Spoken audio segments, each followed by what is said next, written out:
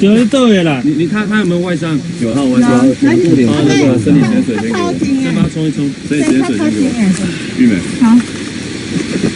好，我机器人抽一遍，然后纱布给我。抽一遍，这好你跟啊。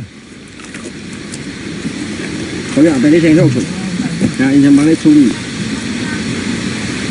那家人有在吗？有在那边。对啊，他儿子好像说脚受伤。本所昨日晚间接获刘姓民众报案称其父亲电话里说在某处落水本所随即动员辖内的民力及通报消防单位一同搜救历经5个多小时的搜救顺利在漆黑的农地沟渠内发现老翁并立即协助送医救治。